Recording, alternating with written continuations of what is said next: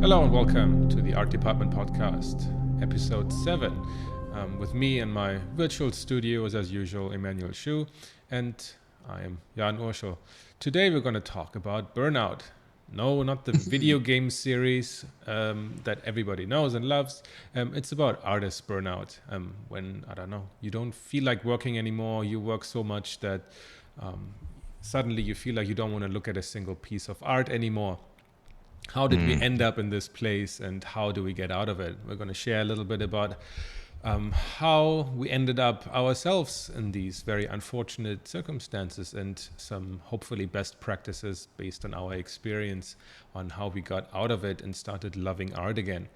So why don't you kind of start off the discussion here? Yeah, I'll start off and With a and little I'll start off story. by, saying it very simply is that last year I think I got a call, to work on the Matrix, and of Right. course when you get a call for the Matrix, anybody would be like jumping up and down, including me. Yeah, you take the red pill Uh, and jump into it, right? yeah, you're like, oh man, I want to do that, but I found myself actually contemplating not taking it. Oh, okay. And How come? this was the weirdest thing. I was just like, yeah, maybe I don't know. Can I tell you? Can I think about it? Nobody says that when they're offered the Matrix, right? So Right. for me, and I had to go and work on site. So Right. I hadn't worked, so I had all these excuses, right? Of course. I can't, I don't want to work on site, and blah, blah, blah. And inside me, I was like, why am I feeling this way? And I had already planned sort of a time to take off, like sabbatical. Right.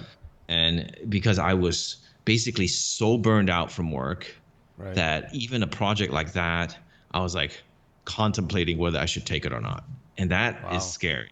Yeah, And very so for scary. me, burnout is definitely so big. And what caused it was, for me, too many projects, too many overlapping projects, and sort of not caring about, you know, spacing things out, being more careful with my time. Right. I was working 7 days a week, Right. and I was, you've been there. Yeah, yeah. I'm working at 80 hours a week, and that contributes a lot to the burnout. That's one part, and the other part of the burnout comes from the clients.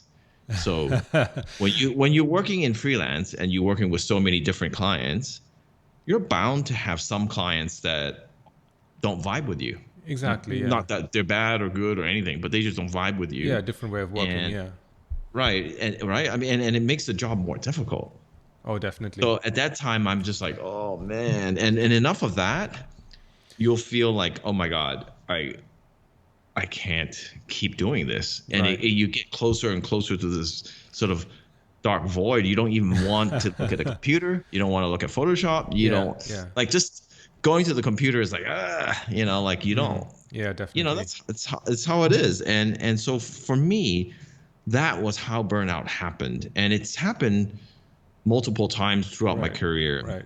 Actually, a lot less when I was in studio, because Interesting. in studio I just left and that was it. Right. I mean, I left to go home for the day and that's it, right? Well, usually, but now that you're a freelancer, that's you really, I wasn't so good at time management. I would say yes to everything, Yeah, yes to oh every yes. project. Oh yes. You know how that is, right? We're still doing that. But I Yeah. mean, it's just like, you're like, oh my God, I want to work on that. Oh, I want to work on that. And then now I have the union. So now you're kind of going, I need to work on this because I need to make hours. Right. And then, okay, that other thing comes through and it's a long time client. Okay, I got to take that. So now all these things stacked in together, that's the prime recipe for burnout. Right, right. I Like you mean, just don't yeah. even You want don't to look at. realize it until you're really deep into it. I mean, for you, it sounds That's the like it, thing, right? I yeah, mean, yeah. you're burned out already, and then you realize it. Exactly. You just keep on taking on jobs because, oh, that's cool. Oh, I should do this. Oh, this is going to be the next step kind of thing. And then you realize, or you don't realize actually that you're already really burned out. But you make it sound like it's something that you really only experienced once you became a freelancer, and something that maybe freelancers predominantly feel. But I guess people in studio still would also be able to experience that in certain circumstances when you're, I don't know, when you're really deep into a crunch for a couple of months already. I'm sure that that is not very conducive to your health Yeah, and to your productivity as well, though. No. yeah, I think so. But for me, luckily, most of the time when I'm at a job, I really took it as a job. Like I Okay. Okay. left, that was I'm done, Right. you know, Right. and then That's I good. go Yeah. home and I'll play games and do whatever the hell I want. Yeah. Um, I know when I was in the orphanage and we had a lot of late nights there, but then it's different because we all felt like we were a family and we're trying to put out this product. That's true. So it felt like I wanted to be there. Yeah. And Yeah. I actually that was the best the most growth I had learning. Right. But the more you do this and the more you're in the industry you are in, the more I felt like, first of all, I felt like my voice wasn't really being heard, like Oh in yeah. terms of an artist. So I felt like, wow, am I just really just being a wrist here? Because I had a lot of opinions, Right. and I wasn't being really heard. They just needed another artist, Right. and I was just working. And then for me, it was the too many jobs, and I wasn't really expressing myself. Yeah. Of So that course. was really difficult. I mean, I don't know about you. I mean, in terms of burnout, what causes your burnout? I think it's very similar to what you mentioned. When I was working in studios, it was quite organized. In Lucasfilm, it's like 9 to 5, really. Mm-hmm. They would actually ask you if you stay late too many times, like, okay, what's going on? Like, are you overloaded? Can we help you in any way? Right? They are interested in your mental health as well. So I never had that problem, and it was similar to you, where you say like, okay, like I'm done with the job. I kind of can unwind. I go home in the train and just kind of switch off, and then do whatever else. Like even if I would do my own personal work after the job is done, I would feel less pressure. I think, because I know that at the end of the month I'm just gonna get my paycheck without all the hustle involved from freelancing. So for me, the freelance burnout, the burnout came very clearly after I became a freelancer, and I don't know if it has to do with just, I guess, my general personality and kind of the workaholic attitude that I have, and say yes to everything and everything is cool, without realizing that I'm digging my own grave. So I think I had just kind of like multiple projects at a similar time, where the client experience was anything but great. Just an overall, like how the client communicated, how I maybe communicated, how much work I took on, and kind of trying to please the client at all cost. I did that for one project that went on for quite a while, and then I jumped right into the next project that I did because I knew the client was nice. So I thought like, hey, I know this client, I know it's nice to work with, but I thought I could unwind. But what I really should have done is really take the time off for a month or two to really de-stress and kind of gather myself and figure out what I did wrong there. Yeah, a lot of people don't realize actually when you're working freelance that you're actually working harder Oh yeah. than at a studio because at a studio I would say that I was like working maybe 60% of the time, and Of the other course. 40 was like lunch, talking to coworkers, Exactly. snack time, Right. like walking around, Yeah, like yeah, just yeah. just being, just that's part of the nature of being at a studio. Yeah. But for me, when I was freelancing, man, I found, and this is and I'm like that, and it's unfortunate because if it's a day and tomorrow I'm expected to do 3 sketches, let's Right. say, a lot of times, I'll work like if I'm on par today and like, oh, I'm feeling good and the sketches come quick, great, right? Yeah. So awesome. I'll spruce them up. I'll work my time and then I'll stop for the day. Yeah. But if the sketches don't come, I'm working till late at night to find the sketches because I got Yeah. to turn it in the morning Exactly. because You don't have that buffer that is like everybody says like, okay, like it's okay if you're not 100% productive all the time in the studio, right? It's kind of like what matters is at the end of the day, at the end of the week, kind of what you've produced maybe.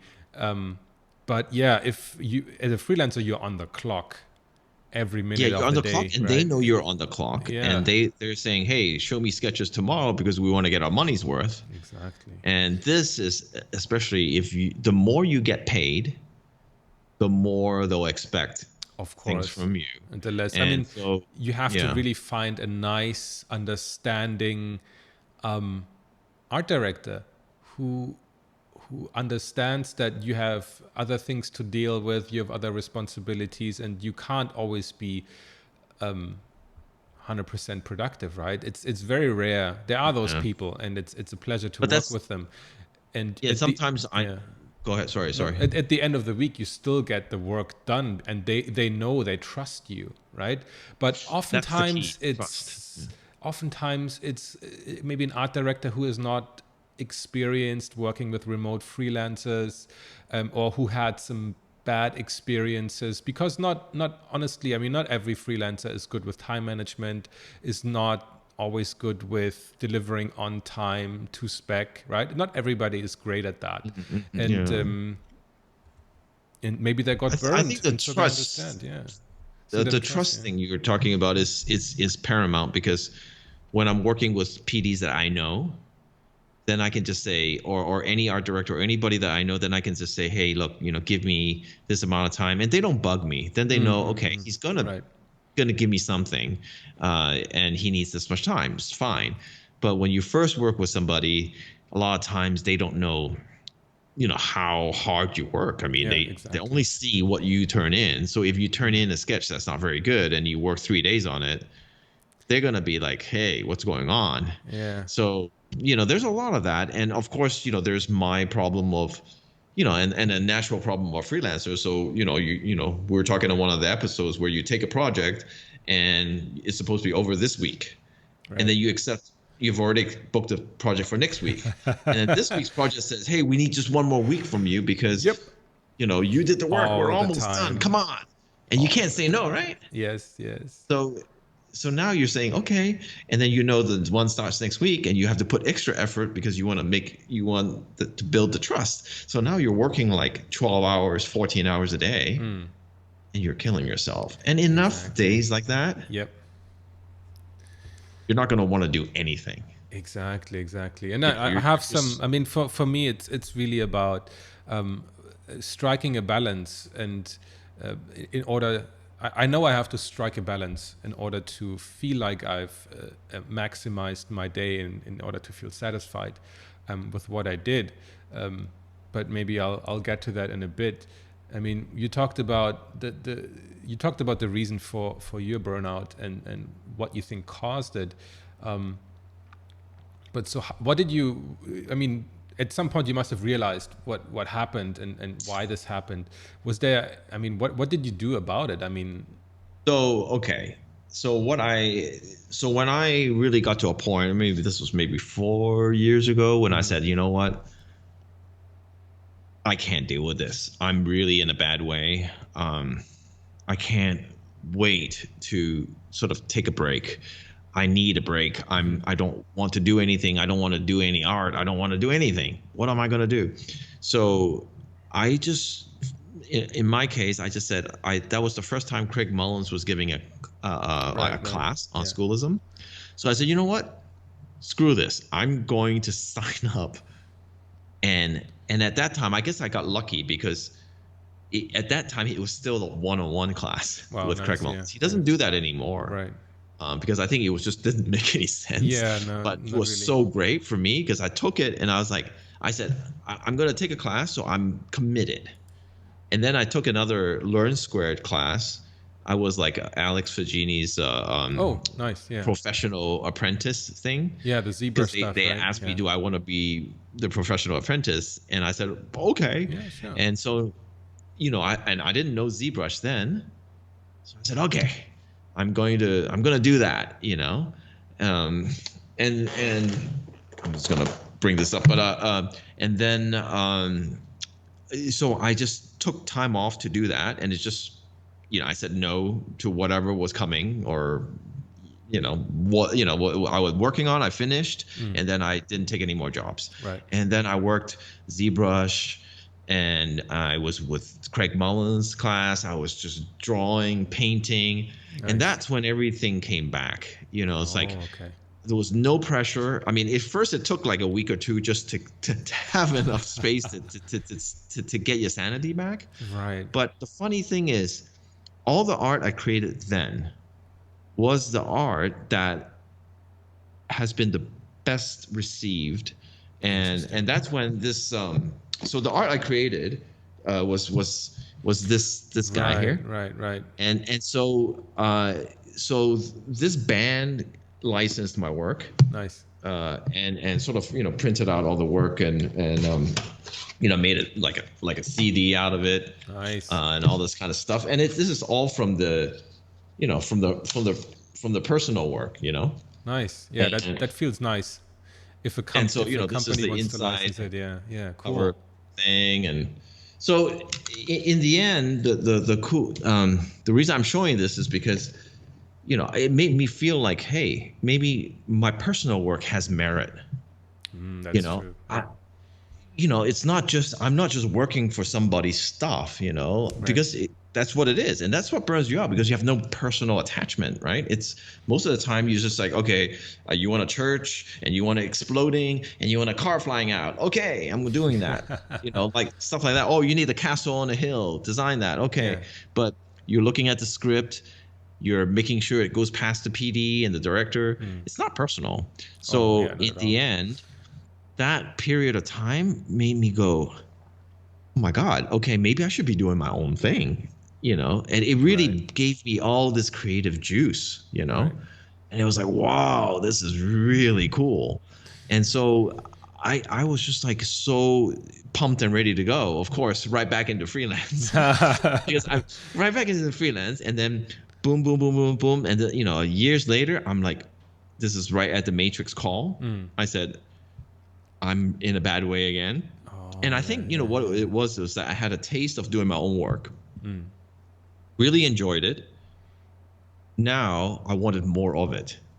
And I needed to program time. I found, Yeah. okay, you know what? Every year I should program in some time for personal work, personal growth. Right. Um, and so, long story short, on the Matrix, I ended up taking Matrix, Right. and I said, okay, I'm going to do it. It feels right. Although it's in house and everything, it feels right. And thank goodness I did that, because basically Matrix, that job showed me also that you can be they can reinvigorate you, and it's from the whole production, from Lana the director to Hugh the production designer to all your coworkers.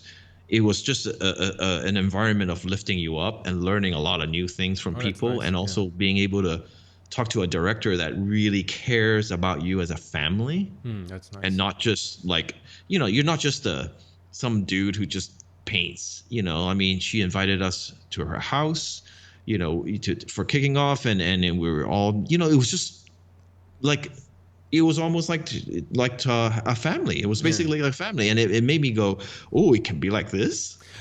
Damn. Yeah, that's a harsh Okay, truth cool. about this industry, that these kind of events are very rare.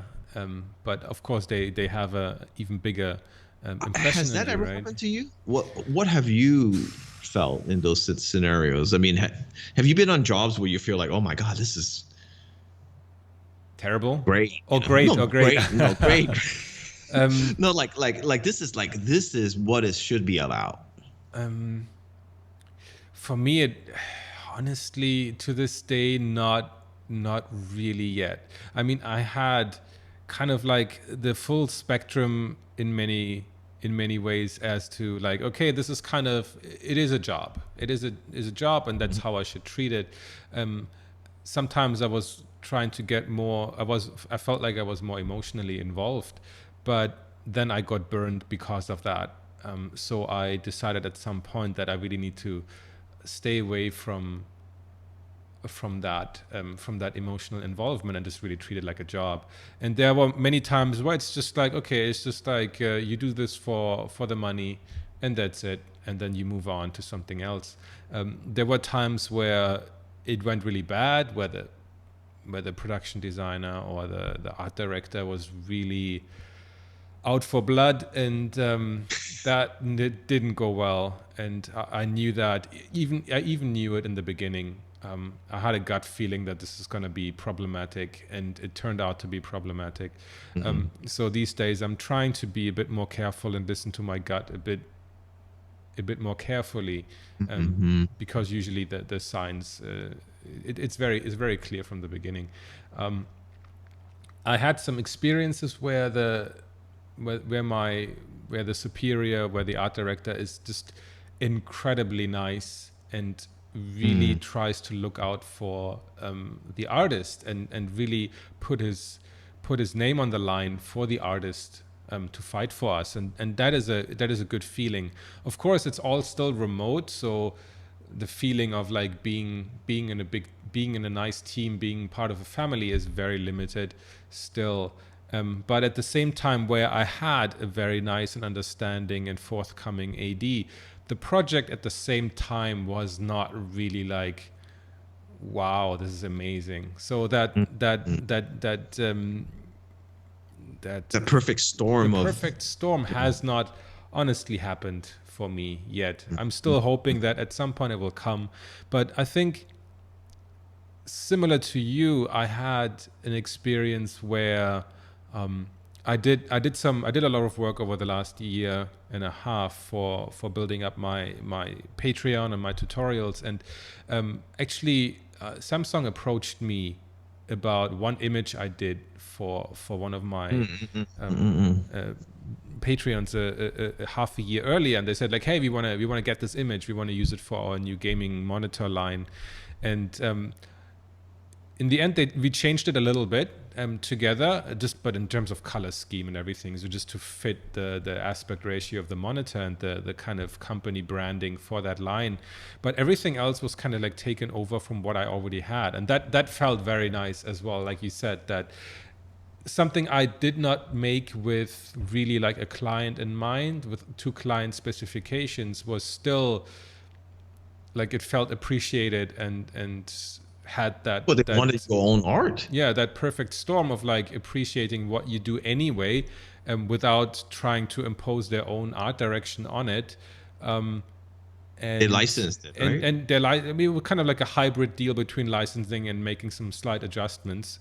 um, and then you feel valued in a different way. You don't feel like, okay, you're just like someone to execute, like a wrist, like someone to execute Yeah. somebody else's uh, physical slash mental labor. And it feels definitely different, and you need those kind of chances, opportunities that reinforces this kind of belief. Because otherwise, I mean, like you said, you're known as a gun for hire kind of thing, and that's what clients will still come back to you for predominantly. So yeah, after I did that Samsung stint, right back into the usual kind of like freelance stuff, right? Did And they give then you a free monitor?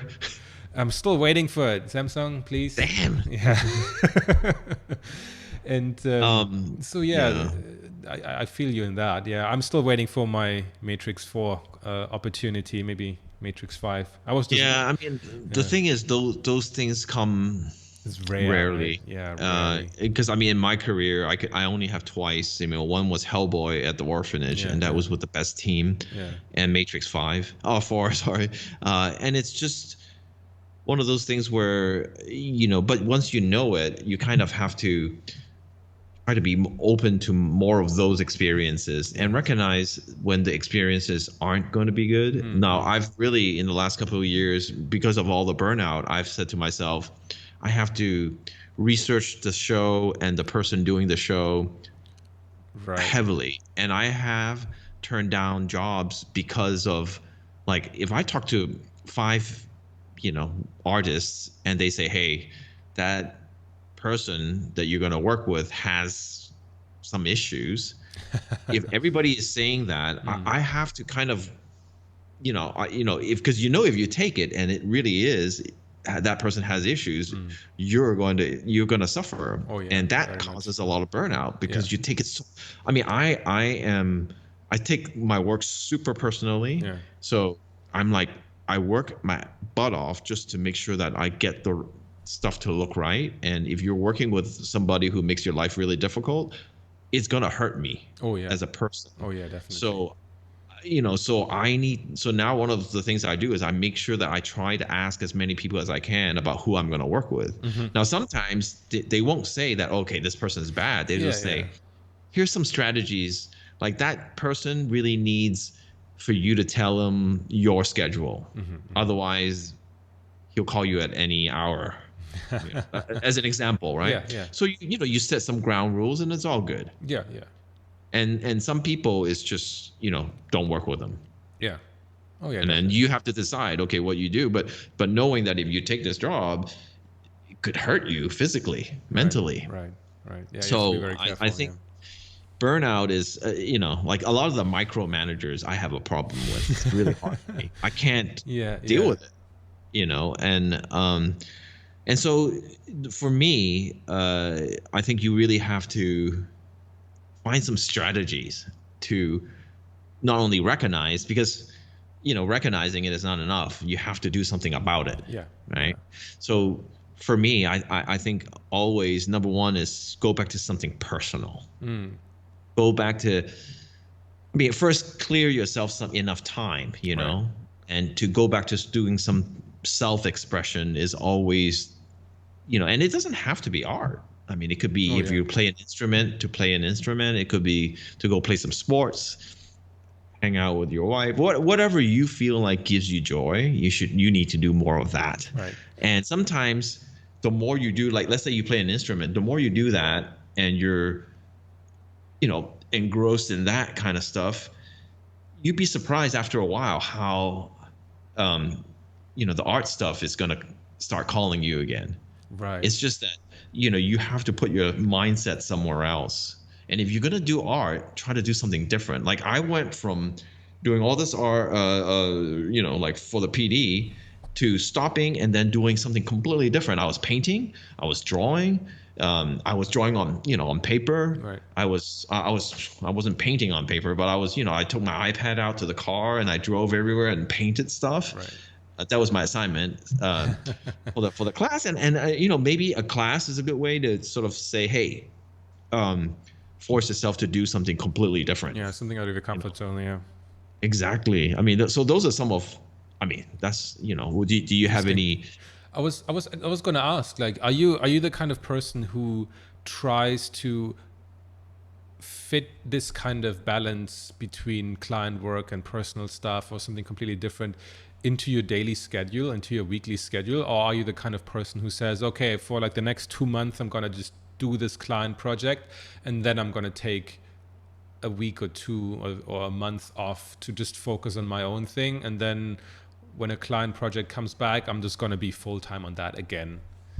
How Well, does I it think work for right you? now, for me right now, I think I'm doing the client work, and then taking a little time off, kind of thing, more than I'm fitting it in every day. But with COVID and all this, I'm changing my daily schedules. And I find that when I wake up and the first thing I do is work out, it's good for me to get myself going. It also clears my mind, and it gets any aggression out. It's, I'm ready for the day. So I'm changing my schedules and it Okay. seems to kind of work. Oh, nice. But then I haven't really done any.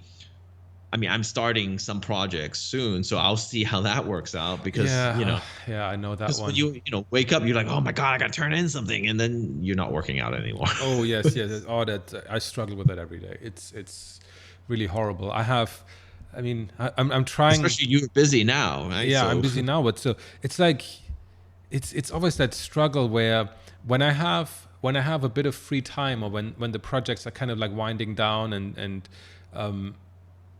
you feel like you have some more time to think about stuff and rearrange your schedule. I set up all these lofty goals of like, okay, I'm a big believer in like calendars and setting up your daily schedules, and I usually like on the Friday or Sunday before the week I kind of try to arrange everything and see how my next week is going Like to for look the like whole week. for the whole week. Yeah, kind of. Oh, wow.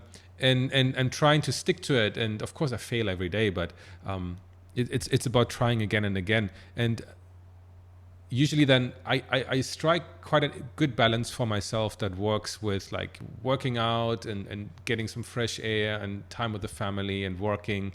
And as soon as a client project hits, it feels like just everything automatically goes out the window, and I'm back to just like sitting at my desk like from morning to evening. And I can even feel how I'm getting more unproductive, but I'm like, I don't know. I have that feeling, and I think a lot of people also do that. If you're not sitting in front of your computer as a freelancer, as much as possible, you are incredibly unproductive, and you're wasting time. And of course, it's complete nonsense.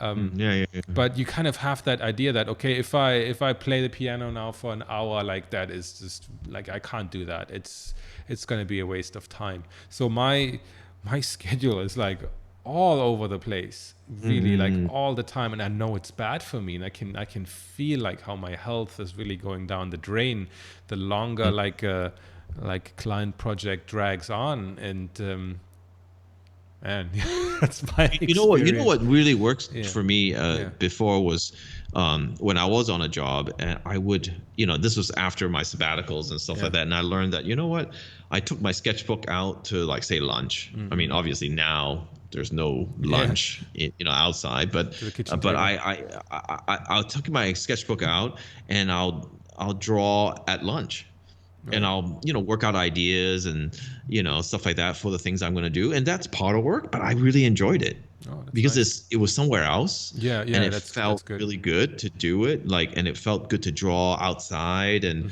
with fresh air and all that kind of stuff. So that worked for me, but I'm really going to try to sort of arrange, keep to this schedule no matter what, and say, okay, wake up, do this, and then Yeah, this, and yeah, then I can get to work, and then work here to here. And my work hours, and this is the thing with a lot of freelancers, is that they don't all work.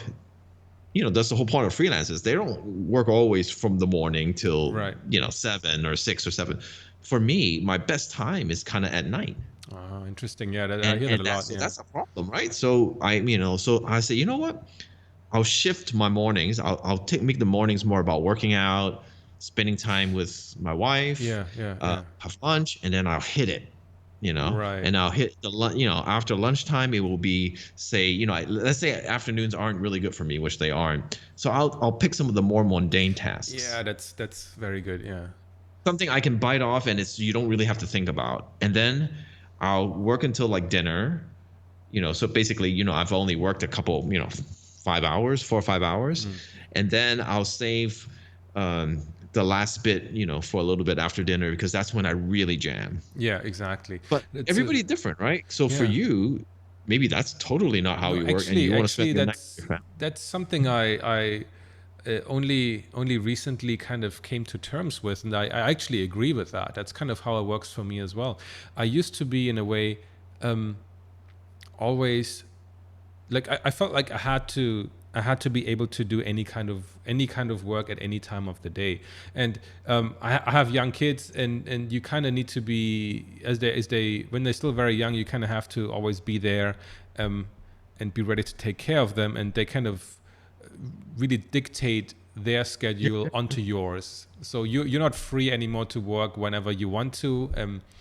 You kind of have to follow their schedule, when they wake up, when they want to, when they need to Yeah. eat. You need to. I mean, it kind of, it's not only training the kids to develop a routine. It's you kind of training yourself at the same time.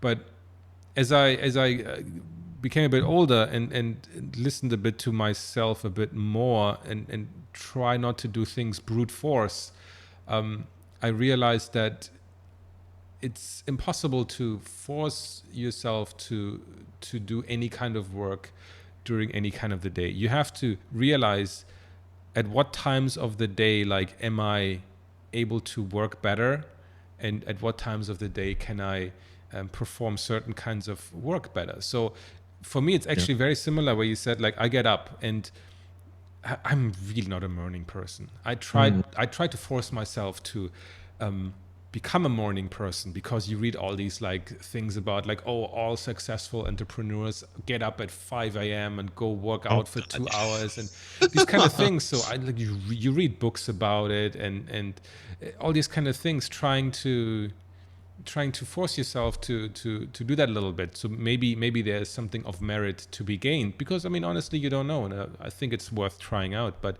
for me, I realized, like, I'm just really not a morning person. I need so long to just even get my brain booted up. So during my morning hours, I try to get a lot of the social media stuff out of the way, the marketing stuff, thinking about The the emailing emailing, all these kind of things, replying to people, replying to comments, replying to art department podcast comments. So that's kind of what I felt like, okay, this is what is good to get out of the way in the morning. And then I slowly get into the work after lunchtime. I usually take like an afternoon break to like work out a little bit, because I feel like my main time when I have the most energy in a way for physical exercise is kind of like in the late afternoon. And it's also Singapore, where working outside during the day is really deadly because of the heat and the humidity. yeah. So you Hot. have to kind of do it when the sun is a bit like going down a little bit. So you have to adjust that. Or you do it really early in the morning. But again, I'm not a morning person. I try to force myself to get up at like 5 a.m. every day to run. And I lasted for about 2 weeks, and then I just gave up, and I was miserable. And then in the afternoon, I have a big chunk of work that I can get done. And then I'm like you, like, then I go to dinner and play with my kids and spend some time with my wife. And then I go back to work. And then I have that really quiet time until, I don't know, midnight or 1 a.m. and where I can really get a lot of stuff done. And it's the most creative time for me. You know, it just feels like I really can come up with stuff. Yeah, exactly. So it's about, for me, it was about listening to what kind of my brain and my body kind of told me, and ever since I did that, I feel like I'm a lot more efficient and creative in many respects, and in kind of respecting myself in when I am actually most efficient in getting out these thoughts and ideas. So have you ever gotten to the point where you don't even want to touch a computer? Oh yeah, many times. So what did you do to get back? I mean, because obviously you're back on the computer. yeah, I'm back at the computer, more than ever actually, which is funny. So I mean, for me, really, the problem came from like a completely self-inflicted imbalance of too much work. It was really the workaholic thing of like trying to maximize every hour of every day, and like, okay, like, because we are also kind of selling our time directly for money, right? It's kind of like, okay, every hour I don't work, I feel like I'm worthless, I feel like I'm not earning, and I'm not doing anything that could be useful for my career, which is very deadly, a very vicious cycle. And so on top of that, the imbalance was also kind of further accelerated by having a lot of projects which I knew were kind of toxic because of the people that were involved, and toxic for myself. And then in the end, I pass on that toxicity to people around me, which is really bad. And so everybody kind of suffers. About that. Yeah. And so it took some time for me to realize, like, okay, what do I need to achieve on a daily basis? And for me, it's really about a daily balance and a struggle on a daily basis to achieve these kind of things. Because if I do it kind of like more towards what you said, like, I have a chunk that is for client work, then I take some chunk of a time off to do something else. For me, that doesn't really work. For me, it's always like I'm bringing myself to the edge of a collapse before I. So give me an example of a typical hard day that caused the burnout. Like what would that day look like? It's like you. Work. Well, yeah, exactly. it was kind of like a weird mixture of like you start working in the morning, and I'm in Singapore, so I'm GMT +8. I'm like 7-8 hours ahead of London. I'm 15 hours ahead of the US. So there's always kind of like that delay in working with clients, and kind of like they talk to you at the end of their day or at the beginning of your day, and it's completely different time for you. And it's not always possible, again, especially with a family with kids, to completely subject yourself to the client's schedule. So for me, like one of the burnout days is like you start working in the morning during my morning, because that's kind of what I communicated to the art director. That's kind of like I work these hours and that's what I do. Well, the art director didn't care about that. So I start doing my morning, and kind of I'm like 70% done. And then that art director wakes up because it was their morning. And for me, it's already like 4 p.m. And then that person would just completely, like they would ask to look at the work that you've done so far during that day, which is already a bad sign. And then they tear that apart and basically forcing you to start again. So you already done like 6 hours of work, and then you have to basically start again. So it was like a 14-hour day for a single job that included like an ass kicking in the middle of the day, pretty much every day for a couple of months, and that is killing you. And I mean, I'm as much at fault for that as the other side, right? Because you can't always blame the other side completely, right? It's also how you deal with it, how you communicate with it. And honestly, you have at any point the chance to say no, and say this goes too far and I can't do this anymore. But of course I didn't, because whatever, right? So I'm to blame for that as well. And if that goes on for too long, it just destroys you, and it takes completely away your joy from doing this job. And I still had a lot of love for this job, and that's why I'm still doing it now, even though that incident was a couple of years ago. And it's really So ridiculous. after that job, did you take some time off? Yeah, that's what I should have done, but I jumped right into another job with like someone I Oh, so it knew just is keeps nice. brewing, keeps Yeah, so building. it's and then after another couple of months of that, I just had like a complete breakdown, I think, where I just like it came to a degree where I was like, I didn't want to do this job anymore at all. Like I was like questioning myself, like this is not for me. This can't be the way to go. This can't be how it's always going to be. And if it is like that, then I don't want to do this job anymore.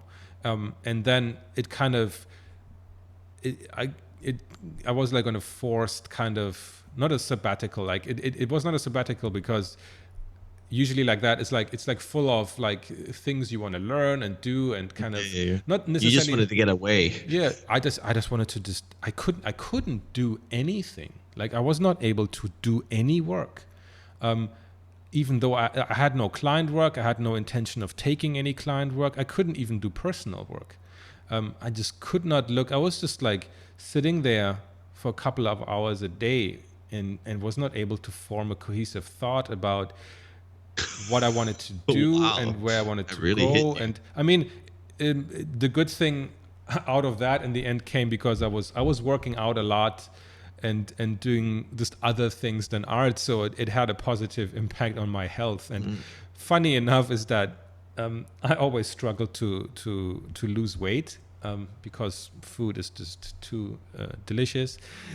But man, during that project, I just couldn't eat, so I lost like 10 or 12 kilos, just because I just couldn't It's a eat. I had six no pack appetite. time, man. Yeah, man, it was. I mean, and now I'm like kind of like getting comfortable again, and like struggling to like exercise, and again So I now mean, I'm like the other way around. it was just time. You just needed time. Yeah, and it was bad in a way, because I needed a lot of time to get my bearings Like how much again. time? I mean, I think I didn't do really any work for, I think, about 9 to 10 months. And I was Oh, like, okay, this is not how it's supposed to be mm. like. and Oh, wow, that's serious. Yeah. yeah. So in like after that time, I kind of I kind of realized I still want to do that. I still want to do this job, but things have to change, and things go differently. And then I kind of started the Patreon thing to feel like, okay, maybe is it client work I don't like, or was it just a project I didn't Mm, like? mm, What part of like I needed to find a way again to be interested in the work I do, and at the same time where I started Patreon, also some interesting client projects came along that I felt like were really a lot closer to what I personally like to mm, do. mm, mm. And I think those projects, which also were not all great, but I think some of those really helped me to push in new areas that I wanted to go into, and that kind of fanned the flame again for what I like to do. And I mean, I'm still struggling honestly to find a balance, and like that daily balance I'm talking about, because I know I'm kind of like, sorry if my current clients are listening, like I was actually planning on taking a break, but I was like, okay, this project sounds really cool, and the people who are on the project are fantastic, and I want to work with them. So I took it regardless, and I'm trying to pace myself here. Um, and so my current PD, he convinced me to take this on, and I'm sure it'll work out. But I can kind of feel like, okay, I need to pace myself, and I know what I need to do in order to balance it properly. And I'm just going to take time off after this is done. But I mean, I want Yeah. to So I talk a mean, little bit. Yeah, go ahead. that's what's important, though, Yeah, right? I mean, because I think this is a real life case of you don't want to get to where yeah, Jan exactly. was, because that's really serious. Yeah, it is really and serious. and I think the more you're aware of, you'll start hearing from your spouse or your friends, or hey, you're becoming a real jerk, what's Yeah, going on indeed, with you? indeed, indeed. But you also have a sense of what's happening with yourself, and a self check-in all the time, and Yeah, being more aware of, I'm burning out and I need to schedule time to yeah, take a break. yeah, And if you don't do that, at some point you are going to burn out. yeah, And exactly. coming back from that can be very Yeah, difficult. some people never Uh, come back, I think, and you kind some of people never come back, you and develop like a really cynical attitude, and a really you forget what you came to do in the first place. And I mean, you have that thing of a sabbatical, or like taking like a course that's out of your comfort zone, which I think are all great. I think how you get out of it is personal, though, right? I mean, it's good to take everyone is notes. different. Yeah, Yeah. it's good to take note of what other people did, because you should definitely give it a shot. But like for me, like since I want to kind of achieve something on a daily basis, because I know that works better for me, is like, I mean, I have several things that I know I want to do during a day, or at least during a week. I mean, for me, these kind of things are like, I need to work on personal stuff. I need to work on, I don't know, something that furthers myself, whether it is work on, I don't know, my website, work on my Patreon, work on these. I mean, this podcast is a personal thing that I want to do, and I need to make sure I keep it going, because it's so easy to skip a Yeah, you week. skip It's one, you skip two, and then yeah, before you know exactly. You it's stop it, over. right? Yeah. Um, I need time for myself to not look at the screen. I need to read a book. I need to like go outside. I need to play with my kids, right? Time with family is very, very important, but also time for yourself. Like, I mean, Mm-mm. I like doing puzzles. I like doing lots of puzzles and Legos and that kind of thing. And maybe that's for kids, and I play with my kids Legos, right? And I need these kind of things where I can occupy my brain a little bit outside of work, that have nothing to do with Mm-mm. anything in terms of productivity. Time with family is important. Time with your spouse is important, with your kids, and doing that. For me, health is important, because I can feel like how my body reacts to sitting all the time. So diet, not in terms of losing weight, but in terms of just purely the food you put into yourself, um, is very, very important, and can have big influence on your productivity. Also exercise. That is like my pet peeve, is like I struggle so much to figure out a daily or weekly schedule for myself that works for me, that I can sustain. And I try again and again and again to reach that. And then, of course, there's client work that needs to be done for money to make a living, right? That needs to be part of the work. So I only feel complete and I only feel happy if I achieved all of this in a week or certain. I mean, I can't cram all of this into one day all the time, right? Sometimes I cannot exercise because there's all sorts of other things that I need to be taken care of. But it's for me very important that I look back at the week and I'm like, hey, I did this, I did this, I did this, I got all this done, and that makes me fulfilled. If any of these take over, then it's like if I do too much client work, then it just throws everything out the window. Now the thing is, I used to beat myself up over it like tremendously. Like if I wouldn't achieve it, I was like doing too much soul searching, too much like why, right? I tried to figure out and try to improve. I do that. It's hard, but I mean it's part of it. But you need to kind of keep yourself in check. You have to be kind to yourself. Yeah, exactly. And you know do it that again. you know. You do it again. You try to achieve it again, and then if you failed on Monday, you try again on Tuesday. Then you try again on Wednesday. Then you try. If you didn't get this week, then you try next week. And it's that continuous, I think, striving to hit that. I mean, of course, first of all, you need to figure out for yourself like what works for me, right? And I think we had many different things that we talked about how you can balance things out, right?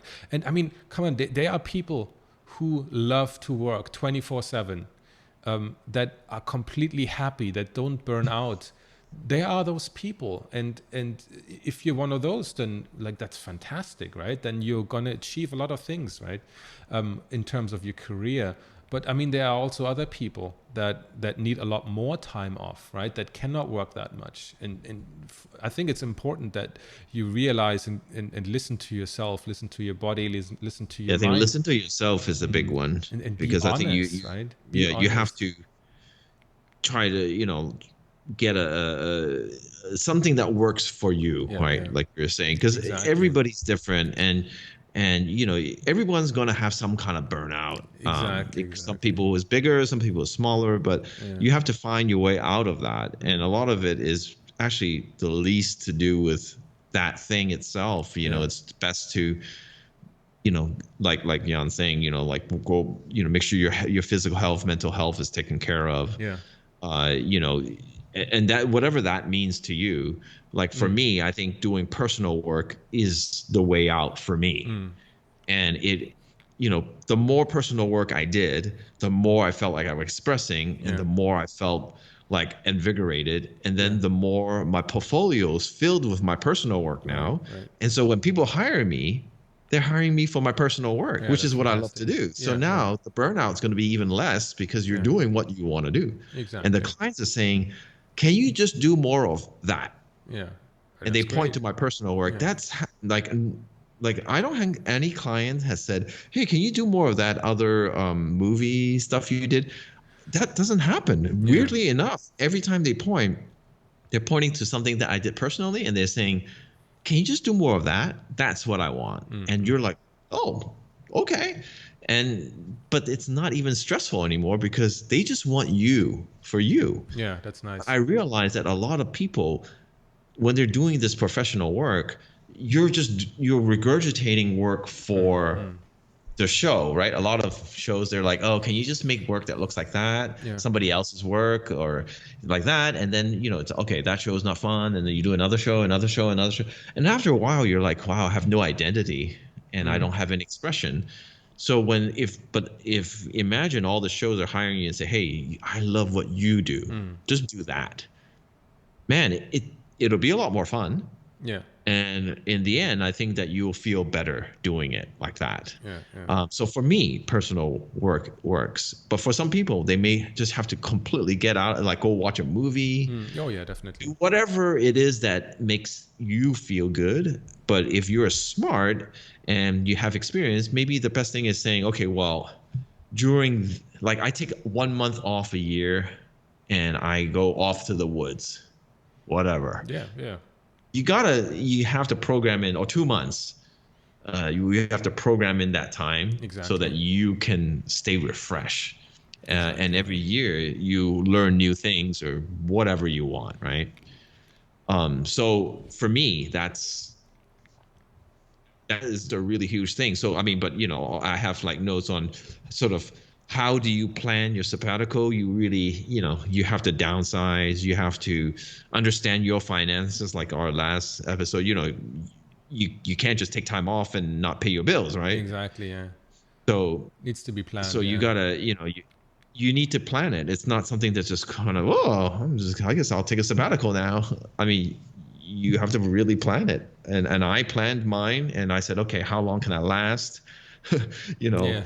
if I didn't get a job, can I say no to this job? Yeah, yeah, yeah, exactly. I mean, it's important for not only for like not only because it's the responsible thing, the smart thing to do, but it's also if you haven't planned it properly, the in the back of your mind you will always be like, oh my gosh, I need to make money, I need to make money. Um, and what am I going to do after? If you're like bankrupt after these 6 months of a sabbatical, then that's probably not a smart thing to do, because you're No, going to stress so much and you there's new cannot stress now. focus. Yeah, you cannot focus on your sabbatical if you do that. And it's supposed to be a reinvigoration of your passion for what you do, right? That's what it's, or it's like a time for you to figure out in what direction to go next. And if you can't fully focus on that because of like very real world issues, then it's not going to work, right? Yeah, and I think a lot of time is just going back to what makes you tick. Yeah, exactly. Going back to those roots of why you're doing this in the first place. Yeah, If you love drawing, why aren't you drawing more? Can you go back to, what makes you unique and tap into some of that and really do a personal project yeah, that you never know where it take you. yeah, But if yeah, you keep working for clients, forever, and you never have that time, not only are you burning out, you're also, in the end, you're never really truly expressing who you are. Um, and I think client work sometimes can do that, yeah. unless you find the right clients, which is, Yeah, which is if you great, do, but that's I great. mean, it's not something you can really count on. I think you can never count on it. It might happen at some point, and sometimes also like somebody you look up to, like somebody whose movie you enjoyed, that you grew up with, it might turn out to be an awful person, right? It could be terrible to work with, right? It can happen. So don't be so naive to think that a great director is a great person to work with, right? It doesn't have to be like that. I'm not talking from experience here. I'm just saying that kind of that proverb, like don't meet your heroes. It comes from somewhere, right? So don't be surprised at that. But I mean, coming back to the whole personal work thing, and I think it's very important to go back to your own experiences and to your life story and try to dig back into, like you said, what interested you in the first place. So I mean, as I am bombarded with everything on social media and in media in general, and everything changes so fast and new things come around, and I mean, as you get older, you start getting more cynical and more critical about entertainment products that are not aimed at yourself but are aimed at your kids, aimed at 12-year-olds, right?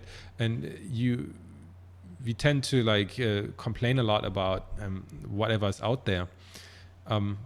So you become cynical, you become disillusioned. You say like, oh, you do all these movies that are coming out, like they're boring to work on because the end product is so not tuned to your own interests anymore, right? And that can cause a disconnect, because like you said, art is deeply personal. Even if it's done for hire, even if it's commercial, we still pour ourselves into it. And I think what helps once in a while is trying to reconnect with those inspirations that even got you into it in the first place. So I mean, I'm like, we grew up in I think the 80s have a big influence on us. For you, maybe it came at a different time in your life than it came for me. Like, but I mean, I grew up as a kid, like watching Star Wars on TV in the late 80s. And I watched it in the theater. yeah, you watched it in the theater, so it's even different for you, right? But not citing Star Wars as a main influence, but like just generally like growing up in Yeah. the 80s with like, I don't know, Game Boys and Legos and all these kind of things, pre-internet and all these kind of things. Not that I'm saying like everything is better in the old days, but I think it's kind of rediscovering these things that you've kind of forgotten about and put aside. So I frequently rewatch all these old movies and that I fondly remember from my childhood, and of course some of them don't hold up anymore, but it's kind of nice to dwell on Yeah. that nostalgia and to kind of reconnect with like, okay, what is it you really liked about this movie, like what is it, and what Yeah, you never know what reinvigorates you yeah, and yeah, what gets you exactly. So back going. it's good But in all just this noise to rediscover that. Yeah, yeah, you just have to make sure that obviously to try to avoid burnout if you can, time management, of course. all those kind of things. But if you find yourself going down that road, really, I mean, I don't think there's anything better than like taking time off. Yeah, it Like, has to be. time Yeah. off means you can do whatever you want, and you really just have to plan for it. And I think a lot of people, they just go, well, I'll wait till I burn out, and then I'll. Well, no, like, you really should plan. Like, okay, okay, I'm going to work hard for this gig 2 months. I mean, that's what I'm telling myself right Yeah, yeah, now. yeah, yeah. Like, so right now, today, I'm probably going to start a project next week, and I'm going to tell myself 8 weeks, right? That project's around 8 to 10 weeks. When it's over, I'm taking a month off. Nice. Yeah, I should do that as well. I should really So, tell I'm myself going to that. hold myself to it, right? Because, you know, I, I have to do that because I know if I don't do that, because of how hard I work as a person, if I don't do that, I'm going to burn out again. Yeah. And I don't want that. Yeah, So, yeah. at some point, you have to make some real concerted effort to get that time off. Exactly. And, obviously, it's based financially too. But I'll say, okay, you know what? I'm going to, in order for me to have this lifestyle, I'm going to sell my car. I'm going to get a cheap car. Yeah. I'm gonna Yeah. I'm going to Sometimes live like that's what it this. takes. So Yeah. yeah, and I'd rather have a couple more months, a year of just personal time than having a nice car. But That's it's your true. choice, right? I mean, Yeah. at some point, it's your choice. You have to decide what is the priority. Maybe you live with you eat in more, you Yeah. cook more, Yeah.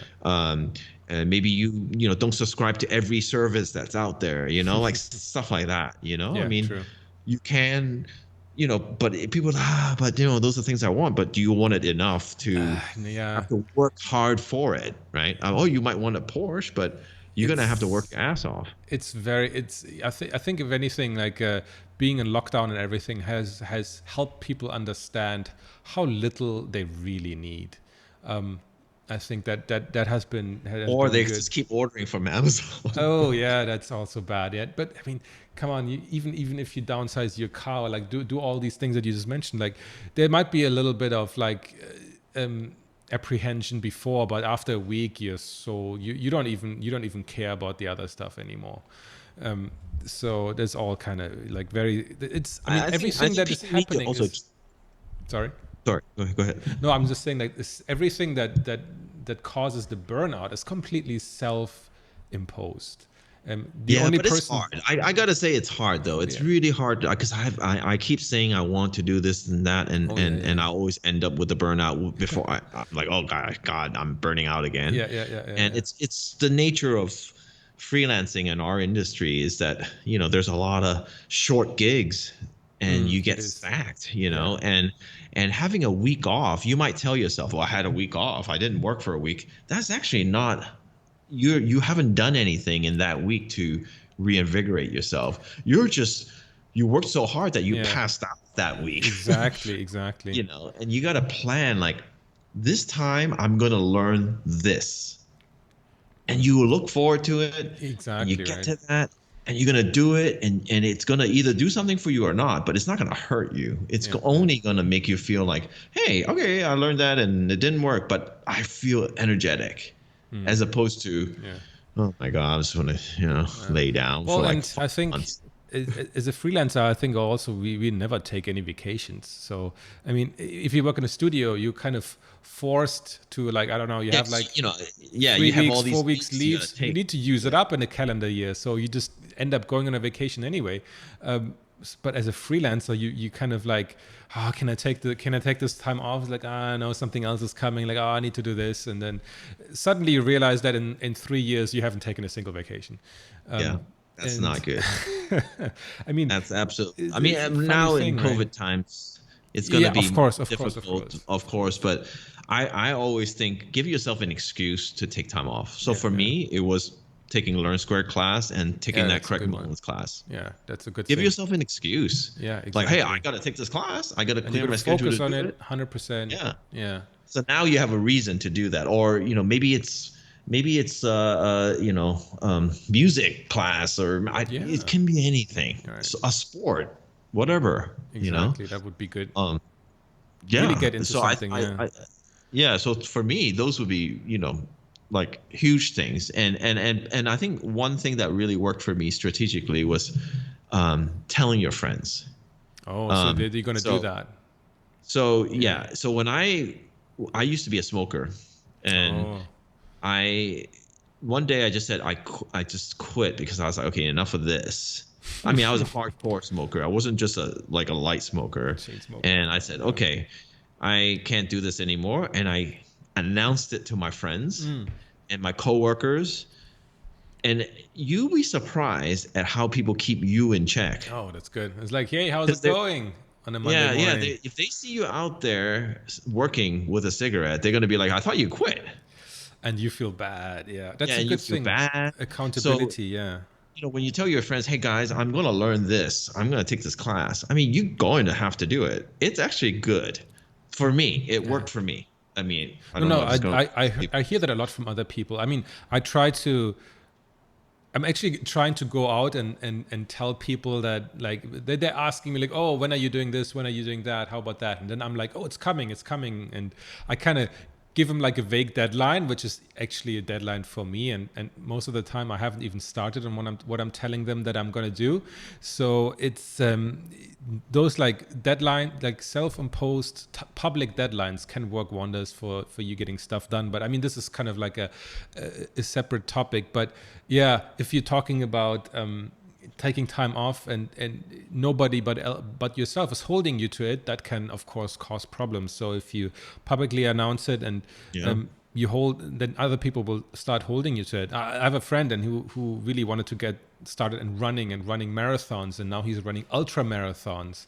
He's running like 100K Those guys races. are And easy. I mean, he said like, he actually said like, even like over a couple of years, like, oh, in 2020 I'm gonna run a 100K like race. And I'm like, you're crazy. And he did it. And I mean, he was part of like a race, like a runners group, and they all kind of hold him to it. And these kind of like public goals can really work Yeah, wonders, yeah, right? yeah, yeah. I mean, If you I have tell people good friends who hold you to it. If sure. I mean, nobody I cares, then yeah. right. If nobody cares, I that's mean, I also not tell good. people I'm working on, personal work now. I'm doing this work, Yeah, and I have people going, okay, when are we gonna see exactly. something? So today I was just showing, my friend the work. I was like, hey, I'm doing it. Here it is. That's good. Yeah, It's in progress, but here it is. yeah, And it's exactly. a whole bunch of new work. And I tell everybody because it pushes you to Yeah, do it. yeah, exactly. Tell your Now, friends, okay, tell your now it's on spouse. this podcast, so I better show it at some Oh point. yes, yes. We all want to see it now. Yeah.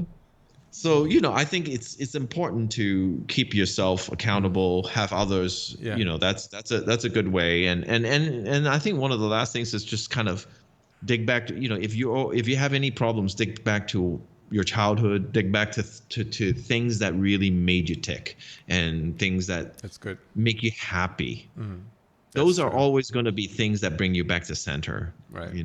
I mean, of course, if for me, a lot of times it's also reading a lot of very spiritual books and things like That's that, good. things that Yeah. really put me at a deeper understanding of the world, and it calms me down to Exactly. go, oh, okay, this is kind of things I want to do. um so but for everybody is different. I Yeah. think just try to find that thing, but try to plan for it, and try not to overwork yourself, because I think sometimes um, we have such a tendency to, these us freelancers have such a not just freelancers, but in general, working in the industry, have such a tendency to work so hard and be such workaholics that Yeah, you forget what's really important to you in your life. Your exactly. family, the things that make you tick, friends, Yeah, spouse, all these things, your health, those are the most important things. And burnout is really just telling you that, hey man, you're really unbalanced in yeah, your yeah, life, and you really need to rebalance your life, and you need to look at all these things. And yeah, hopefully we can all work and have a great relationship with everybody around us, and ourselves, and exactly. a good healthy Yeah, relationship, so that you can work as long as you can, yeah, exactly. and That's enjoy your beautiful. Yeah. life while doing it. So yeah, I Perfect, guess. perfect words to end this episode. I think very wise words here. So please, we burned out many times, so you guys don't have to. Okay. Yeah, Um, try not to. yeah, exactly. Try not to. Okay, so that I think was a great way to wrap it up. So thanks so much, guys, for listening in yet again. Like, comment, and subscribe if you enjoyed this episode, and we'll see you guys next week. Bye. Yeah, I